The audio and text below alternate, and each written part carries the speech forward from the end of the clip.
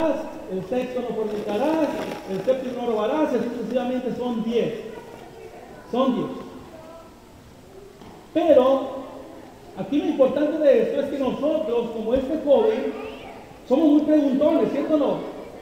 ¿Por qué? Porque las almas, todas las almas nuestras, tu alma y la mía, vienen de una naturaleza divina, por lo tanto, buscan siempre la felicidad. El hombre y la mujer, la creación de Dios, siempre está buscando la felicidad.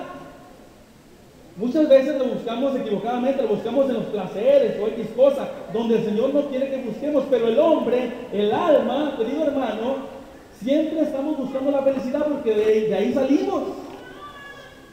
Usted sabe, cuando estábamos en el paraíso con Dios Padre, cuando todo era perfecto, no sentíamos frío, no sentíamos hambre, era presencia de Dios, había felicidad eterna. Y aquel joven, dice la palabra, que le pregunta sobre esa vida eterna a Jesús. Pero aquí lo interesante, querido hermano, es que pregunta al maestro, el maestro dice, tú ya lo sabes, y vamos a ver el primero.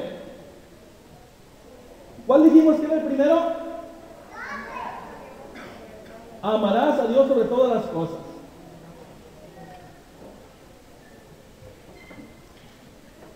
Amar a Dios sobre todas las cosas significa obedecerlo sin reprocharle por qué me pasa esto, por qué me pasa esto, lo otro y esto y lo otro. Amar a Dios sobre todas las cosas es ponerlo frente a todo lo que tienes, es decir, es no cambiarlo por la televisión, es no cambiarlo por la fiesta, es no cambiarlo por nada. Amar a Dios sobre todas las cosas es abandonarse a sí mismo y doblar rodilla a la hora que sea cuando Dios nos pide que hagamos oración. Amar a Dios sobre todas las cosas es no hacernos ídolos. Porque muchas veces nosotros pensamos, querido hermano, que los ídolos son esas cosas de barro que están ahí, pero esos no son los ídolos. Esos son para los hermanos separados que creen que son los ídolos, pero no. El ídolo es todo eso que te aparta de Dios. Si la televisión te aparta de Dios, es un ídolo. Entonces, falla este mandamiento. Falla en este mandamiento los que no lo toman, no lo ponen primero sobre todas las cosas, los que se hacen ídolos. Falla en este mandamiento los que por ver un partido de fútbol o de béisbol o de básquetbol no van a misa. Falla en este mandamiento, queridos hermanos, los que no somos buenos esposos o buenas esposas. Porque el amar a Dios sobre todas las cosas quiere decir que tú vas a practicar ese amor con tus hermanos. Gloria al Señor, amén. Entonces este fue el primer mandamiento. Vamos a leer Deuteronomio 18:10.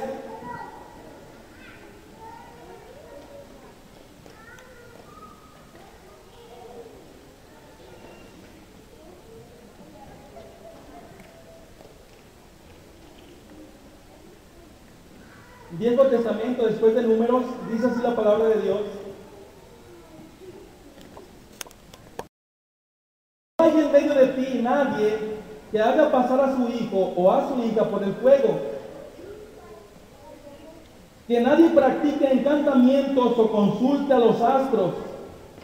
Que no haya brujos ni hechiceros. Que no se haya nadie que se dedique a supersticiones o consulte los espíritus.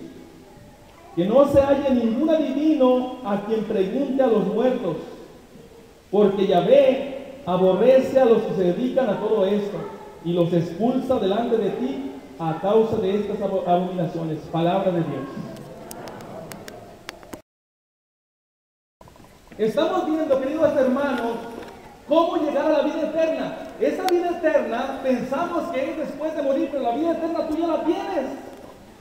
Porque nuestra alma, que desde que Dios te creó a ti, desde que naciste como bebé, Dios te dio una alma y esa alma desde el momento de nacer ya es eterna.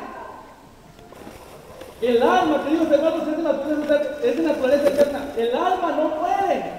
Mueren los animales, mueren las vacas, mueren los perros, pero tú y yo no morimos. Aquí el detalle, lo peligroso es que puede ser que esa vida sea para la vergüenza eterna, para el rechinar de dientes, como dice la palabra, o para gozar en presencia de Dios. Por eso es importante que desde niños nuestros padres, tú como padre, le empieces a enseñar a tus hijos los mandamientos y se los expliques y se los enseñes para que el niño vaya entendiendo lo que es nuestra fe católica. ¿Amén? Yo platicaba la vez pasada con un hermano, no recuerdo con quién, pero decía que no hay mejor herencia que tú les puedas dejar a tus hijos que enseñarles las cosas buenas. Es decir, tú no les puedes dejar dinero, no les dejes carro, no les dejes casa, no les dejes nada, pero lo que no te puedes perder es que tú debes de dejarle la fe en cada corazoncito de tu hijo.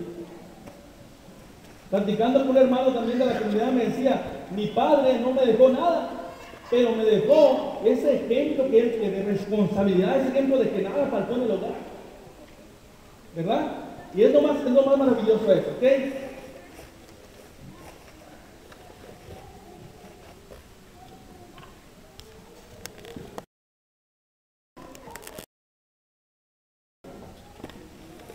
Porque muchas veces nosotros pensamos que el tener imágenes se nos ha metido en la mente por nuestros hermanos separados de que el tener imágenes es idolatría. Pero no es así. Cuando tú y yo tenemos una imagen en nuestro hogar, es para recordar ese santo. Y si usted, por ejemplo, va por tu recámara, por ejemplo, y está pensando en cometer un pecado, si el espíritu del pecado está en su corazón y está a punto de cometer, y de repente ve un crucifijo ahí con el Jesús sangrando, usted se va a detener. Pero no es idolatría. Ahí en la sala yo tengo un cuadro de Jesús, el buen pastor, que carga en sus brazos una ovejita, y cuando yo paso y veo esa imagen, digo, oh, es el Señor que es mi pastor. Yo sé que no está ahí, pero yo sé que el Señor es mi pastor y que el Señor así me trata y me toma en sus brazos. Fíjate qué precioso. Entonces debemos entender cuándo es idolatría y cuándo no, cuándo faltamos este mandamiento y cuándo no. Cuando faltamos este mandamiento es cuando vamos con esos brujos y hechiceros, como dice la palabra. Cuando tú y yo no confiamos en ese poder protector de Dios, cuando no confiamos en que el Señor nos puede sanar esa enfermedad, cuando ya no aguantamos, que estamos hasta el borde de ese problema, entonces muchas veces vamos con esos adivinos o con esos hechiceros a que nos hagan libres y todas esas cosas. Tú y yo, cuando hacemos esto, estamos faltando al mandamiento de amarás a Dios sobre todas las cosas. Fíjate que tremendo. Si quieres entrar en la vida eterna, le dijo el joven, cumple los mandamientos con Dios. Si quieres entrar en la vida, tú ya sabes, cumple los mandamientos. Y esa vida eterna es tuya ya, no te la puedes perder. Amén. Dale fuerte el aplauso al Señor.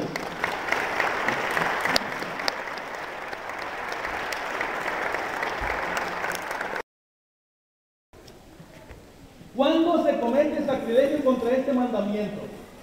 Sacrilegio es profanar un lugar sagrado.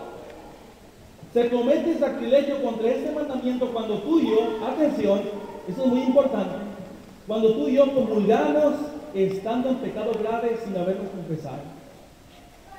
Cuando tú y yo comulgamos, tomamos el cuerpo y la sangre de Cristo sin habernos confesado, teniendo un pecado grave, tú y yo estamos cometiendo sacrilegio contra este mandamiento de amar a Dios sobre todas las cosas. A los Corintios que toma y ve mi sangre en pecado grave, peca contra el cuerpo y la sangre y está tomando su propia condenación. Palabra de Dios. El segundo mandamiento, ¿cuál era? No tomarás el nombre de Dios